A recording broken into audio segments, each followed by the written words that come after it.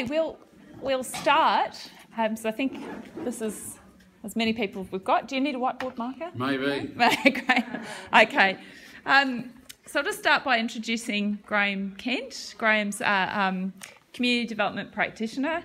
Aussie Action Abroad is obviously one project, but he's been involved in just so many projects over a lifetime of this type of work. So I'll hand over to Graeme and is that it? That's my handover. Oh. Is that it? Are you ready? So we can get the most out of you. I expected a lot of embellishment Really? Would you like me to? You can embellish. I'll give you my CV. Welcome, Graeme. I won't remember, but let me give you. Try me a name. Sorry? Emily. Stephanie. Veronica. Michelle. Sarah. Oh, Sarah, I remember Sarah. Daughter. Leanne, I won't remember you. So, Karen. Karen. I remember Karen. I spoke to Karen before. Hey, listen, thanks for the opportunity. And it's really, I could be here all day, so stop me when. I was just talking to Kate before that my experience, my background, I grew up in Ballarat, trained as a youth worker with the YMCA in Melbourne. Then I ended up setting up YMCAs in Waverley, and then I came and worked in Melbourne and then Ballarat, and then here. Doing community development work, did my community development stuff, Deakin Uni, way back in the days of when it was handed out on a cornflakes packet. And then I've worked as a professional youth worker and community development worker through education here in Ballarat, through the City Council. So I guess that, my experience is really about practical stuff. It's about hands-on, and it's about grassrootsy stuff. I'm not a theoretician, I just do what I do because I know it works. So what I want to do is, and I really don't know what I'm going to do today, but share with you some stuff about a charity that I set up in 2011. Prior to that, I was the CEO of the Duke of Edinburgh's Award in Victoria.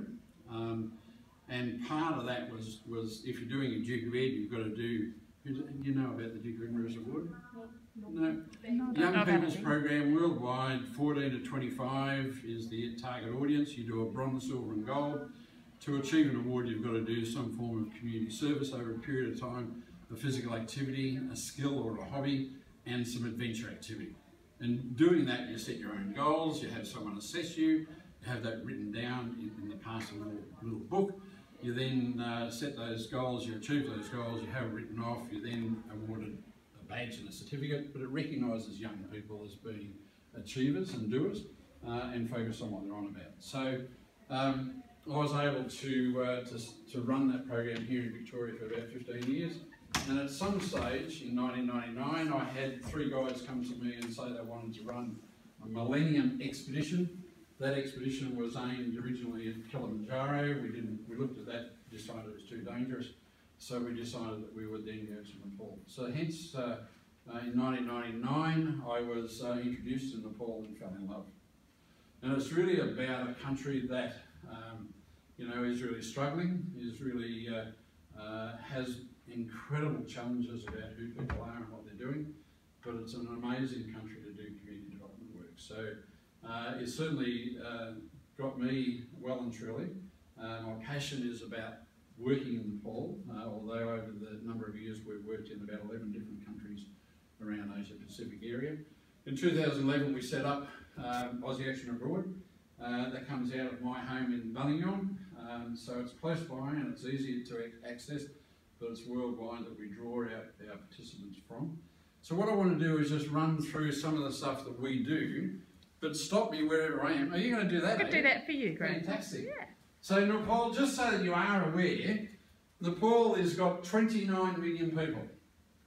There are 3 parts of the country. The bottom end is really low. This is what they call the Terai. The middle bit is where there's a fair population. The top bit is where the big hills are. So you could be down here, and this is 64 metres above sea level. Oh, really? Yes, it is. So this is really low, but here you're looking at Everest at 8850. So within about 150 kilometres north, you actually go whoosh with height. You've got people that obviously are living in some parts, but not much up in here because that's the high country through there.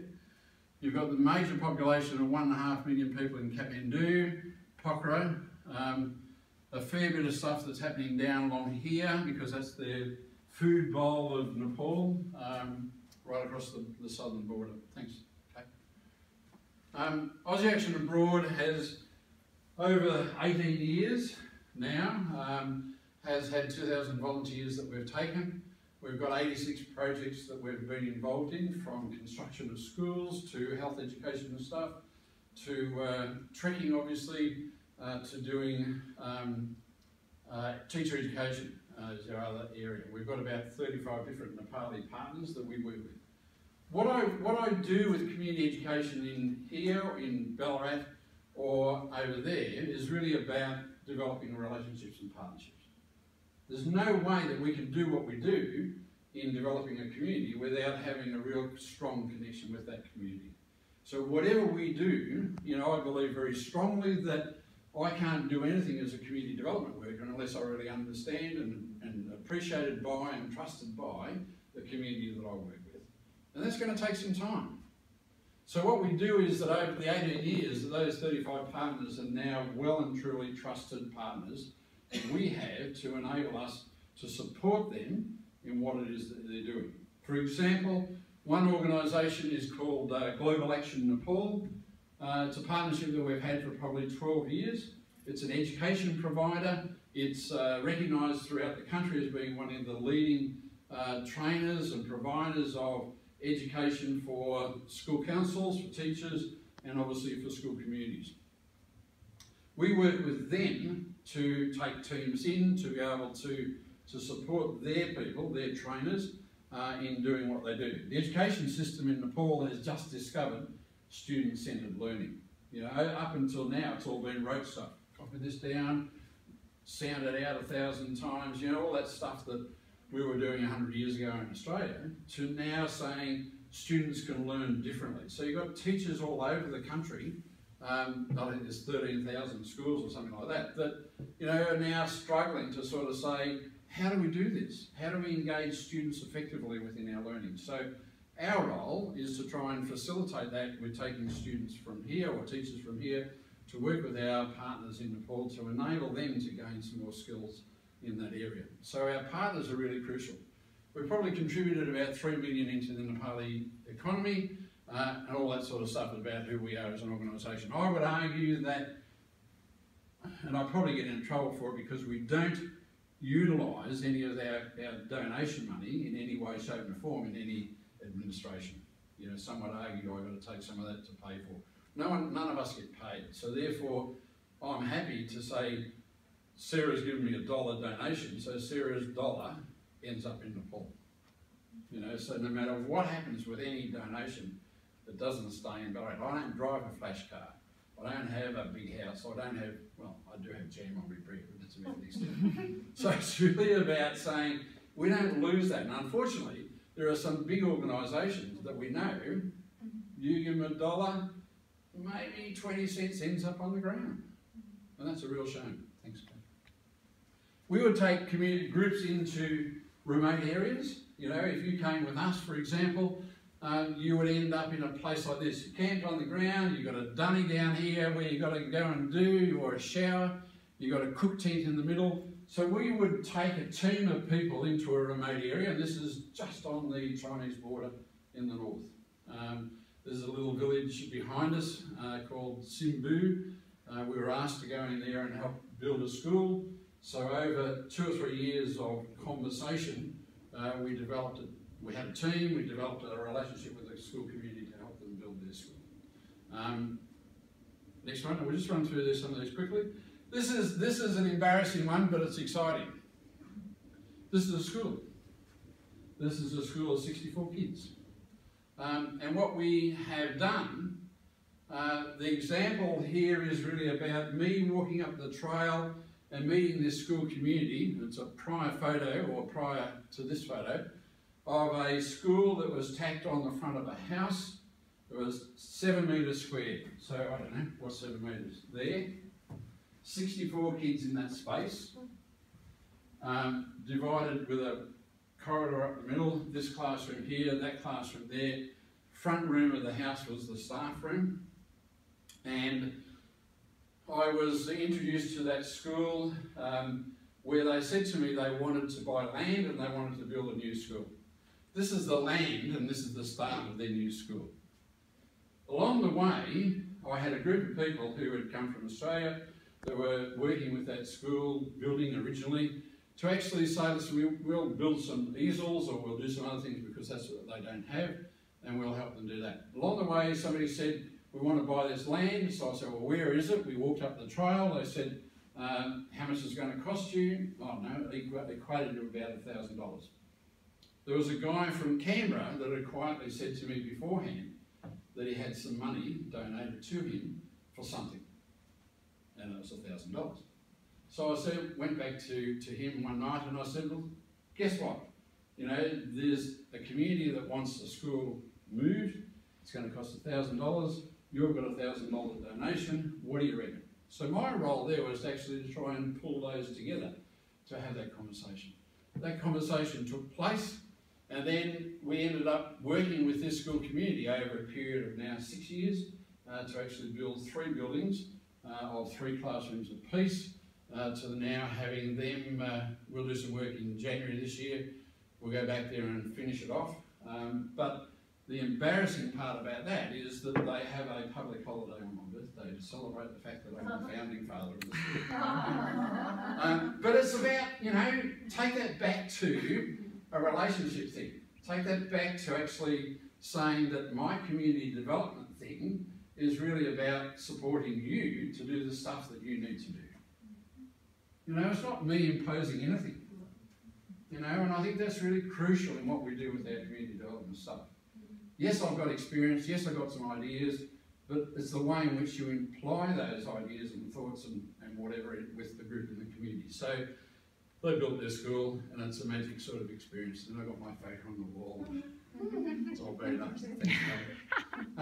So we might go into a classroom and do some improvements. Classrooms in some of the schools over there are pretty daggy. They might be dirt floor, they might have a bench seat, they might have no glass in the window. So you've got, you know, groups that we would take in to try and firstly improve the learning environment for schools. Then our other team might go in there and help teachers learn better. Is that I'm allowed to say that? Be better learners or better burners. So really enable them to improve their skill as being a teacher and engaging students better. So let's brighten up the classroom. Let's improve the facility which they're in. I've only got one gripe with that, Graeme. I think you might have cut off New Zealand. Sorry? Maybe. You cut off New Zealand there? No, it's behind the door. Behind the door, right. Yeah. Cool. Phew. So teacher education stuff. Courtney in the right-hand side is a teacher, or was a teacher at Black Hill Primary. She was a student here at one stage doing some stuff.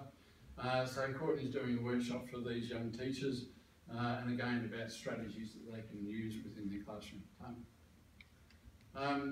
Or we might have some stuff that these guys are architect students. The guy at the back is infrastructure guy at Warrnambool Council. The girl with the drill is an architect coming out of Queensland or New South Wales. But it's again about improving facilities. You know, what we do is work with communities to help that happen. Young lady in the middle is a psychologist. Obviously Nepal, as you recall, had an earthquake, or a number of earthquakes. 2 earthquakes, 2015, where 7.8 or thereabouts on the Richter scale equals 80,000 homes or 800,000 homes across the country destroyed, 7,000 schools destroyed, etc., etc., etc., all in the space of under 2 minutes. Then that was earthquake number 1. Earthquake number 2 happened in May. Since then, 450 earthquakes have happened that nobody understands or realises, because, you know, it might be just 4 on the Richter scale, but you've still got this sort of stuff happening in your home or in your bedroom or whatever. So these people are community workers in Pokhara. This young lady, Emily, is talking to them about some psychological stuff about how we deal with that. So it's really about enabling them and building their capacity to have those skills to be able to work with their communities about how do we manage anxiety and stress and whatever about subsequent earthquakes. So it's about us enabling them to do that. Thanks.